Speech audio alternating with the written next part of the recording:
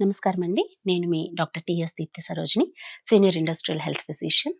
So, ఇవాళ మనం మాట్లాడుకోబోయే టాపిక్ అరికాళ్ళల్లో, అరిచేతుల్లో బర్నింగ్ సెన్సేషన్, టింగ్లింగ్ సెన్సేషన్ వీటి గురించి మాట్లాడుకుందాం. చాలా వరకు వర్క్ ప్లేసెస్‌లో మేడం పొద్దున్నే నిద్ర లేవగానే అరిపాదం కింద పెట్టాలంటే ప్రాణం పోయినట్టు ఉంటోంది. ఒక రకమైన మంటగా ఉంటోంది. లేకపోతే ఏదో సూదులు గుచ్చినట్టు ఉంటుంది అనేది చాలా కామన్‌గా వచ్చే కంప్లెయింట్. సో, ఇక్కడేంటి అంటే వర్క్ ప్లేస్ ఎక్స్‌పోజర్స్ పరంగా చూసుకుంటే లెడ్ ఎక్స్‌పోజర్ ఉన్న, కొన్ని కెమికల్స్‌కి ఎక్స్‌పోజర్ అయినా, రేడియేషన్‌కి ఎక్స్‌పోజర్ అయినా ఇట్లాంటివి వచ్చే అవకాశం ఉంటుంది. ఇది కాకుండా చాలా common reason in normal public also అంటే వర్క్ ప్లేస్ ఎక్స్‌పోజర్ కాకుండా రెగ్యులర్ పీపుల్ ఇంక్లూడింగ్ హౌస్ వైఫ్స్ కావచ్చు, పిల్లల్లో కావచ్చు, చాలా కామన్‌గా ఇది వచ్చేదానికి రీజన్ ఏంటి అంటే vitamin B12 deficiency, vitamin B6 deficiency ఉండొచ్చు, ఫోలిక్ యాసిడ్ డెఫిషియన్సీస్ ఉండొచ్చు. ఇది కాకుండా ఎవరెవరిలో ఇట్లాంటి ప్రాబ్లమ్స్ రావచ్చు అంటే ప్రెషర్ సిండ్రోమ్స్ ఉన్నప్పుడు. సో, కార్పల్ టన్నెల్ సిండ్రోమ్ అంటాము. మనము రెగ్యులర్‌గా కంప్యూటర్స్ వాడుతూ ఉండేటప్పుడు రిపిటీటివ్ మూవ్‌మెంట్స్ చేయటం మూలాన ఇక్కడ మనకి ఒక రకమైన కంప్రెషన్ ఏర్పడుతుంది.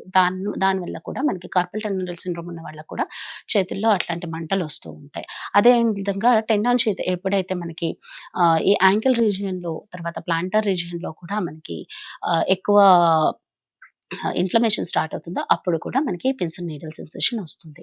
ముఖ్యంగా న్యూరోపతీస్‌లో కూడా ఈ సెన్సేషన్ వస్తుందనమాట. ఎందుకు అంటే న్యూరాన్స్ మీద మైలిన్ షీత్ అని ఉంటుంది. అది కనుక డ్యామేజ్ అయితే అప్పుడు కూడా మనకి ఈ సెన్సేషన్ అనేది వచ్చే అవకాశం ఎక్కువ ఉంటుంది. సో, ఇది ఎందువల్ల వస్తుంది అని మనం తెలుసుకున్నాం. ఏం చేయాలి? అసలు మనం ఎగ్జాక్ట్ డయాగ్నోసిస్ కనుక తీసుకుంటే ఇప్పుడు కార్పల్ టన్నెల్ సిండ్రోమ్ వల్ల వస్తుంది. సో, అప్పుడు మనకేంటి ఆ మూవ్‌మెంట్స్ అది ఎక్కువ చేయకుండా దానికి కావాల్సినంత వరకు అప్పుడు అవసరమైన అనాల్జెసిక్స్ వాడుకోవటము, లేకపోతే రెస్ట్ ఇవ్వటము, ఫిజియోథెరపీ లాంటివి చేయటం వలన కొంతమందికి రిలీవ్ అవుతుంది. అదే వైటమిన్ డెఫిషియన్సీస్ ఉన్నాయనుకోండి, ఎగ్జాక్ట్ వైటమిన్ డెఫిషియన్సీ ఏ రేంజ్‌లో ఉందో తెలుసుకుంటే, దానికి తగ్గ సప్లిమెంట్స్ మనం ఇచ్చుకున్నామంటే సరిపోతుంది. తర్వాత చాలామంది నన్ను కామన్‌గా అడుగుతూ ఉండే ఒక విషయం ఏంటి అంటే మేడం మనకి న్యూరోబియన్ టాబ్లెట్ దొరుకుతుంది. పాలిబియన్ ఇంజెక్షన్స్ దొరుకుతాయి. మేము 6 నెలలకోసారి వేసుకుంటే మంచిదే గదా! అని అడుగుతూ ఉంటారు. సో, ఎప్పుడైనా వైటమిన్స్ అనేవి డబుల్ ఎడ్జ్డ్ స్వార్డ్స్ అండి. మనకి అవసరమైన మోతాదులో మాత్రమే అవి తీసుకోవాలి. మనకి అందుబాటులో ఉన్నాయి ఫార్మసిస్ట్ ప్రిస్క్రిప్షన్ లేకపోయినా ఇచ్చేస్తున్నారు కాబట్టి మనం తీసేసుకోవచ్చు అనుకోవటం తప్పు. ఏదైనా సరే ఒక డాక్టర్ పర్యవేక్షణలో తీసుకుంటే వచ్చే ప్రయోజనాలు అండ్ రాని ప్రమాదాలు చాలా ఉంటాయి. అంతేకాని మనము మన రెగ్యులర్ సప్లిమెంట్సే కదా తీసుకోవచ్చు అనుకుంటే, ఒక్కోసారి హైపర్ వైటమినోసిస్‌లో కూడా వెళ్ళే అవకాశం ఉంటుంది.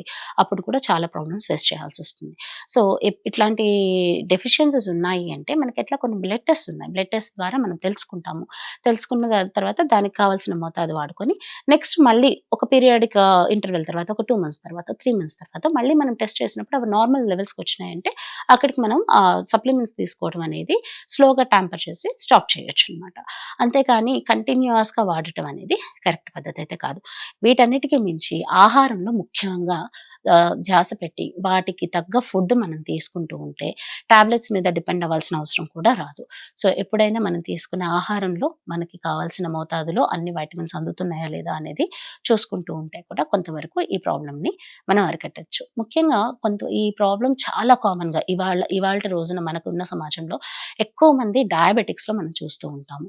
సో, డయాబెటిక్స్‌లో ఎప్పుడైతే మనం షుగర్స్ కంట్రోల్‌లో పెట్టుకుంటామో అప్పుడు ఈ న్యూరోపతీస్ అనేవి ఉండవనమాట. సో, షుగర్స్ కంట్రోల్‌లో ఉంచుకున్నంత సేపు మనకి ఎటువంటి ప్రాబ్లమ్ రాదు. ఎటువంటి ఇబ్బందులు కలగవు. అండ్ ఇంకొకటి చాలా కామన్‌గా అడిగేదేంటి అంటే, మేడం అరికాలులో చూస్తే సూదులు గుచ్చినట్టు అనిపిస్తుంది. పిక్కలు పట్టేస్తున్నాయి. 2 ఒకదాని వల్లేనా అంటారనమాట.